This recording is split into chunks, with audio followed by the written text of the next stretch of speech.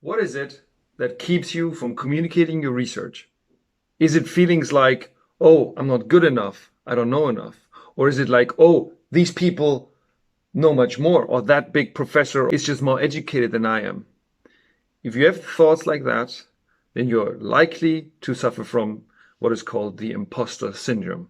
In this video, you will get 4 tips on how to overcome your imposter syndrome and get started with communicating your research.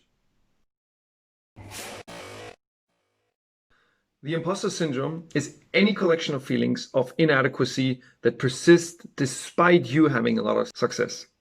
So the first thing to know, and that's what I start with, is that it's okay to be an imposter. It's okay to have that feeling. It's okay that you might not feel super confident sometimes. However, that should not stop you.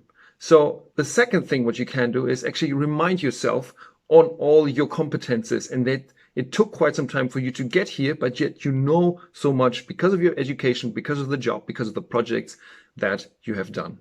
The third thing what you can do is actually look for a buddy that supports you in your processes of communicating research. Together, you talk about your feelings and your emotions and sometimes being afraid, and to just support each other in saying that that's super normal. And the fourth thing, and I think the most important thing, is that you should really just start executing. You should start communicating science, because once you start, there is no more feeling of, oh, I'm not good enough. It just gives you a rush of really doing something.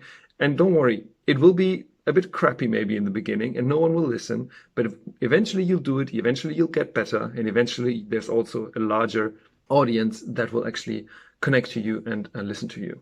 The last point that I want to make is it's actually not bad to have a little bit of imposter syndrome, because if you wouldn't have that, then you would just run around and say, I'm the greatest, and would come across pretty arrogant. So a little imposter syndrome in your pocket is still okay. I hope this helps you to get started. Let me know of any other questions that you might have. See you soon.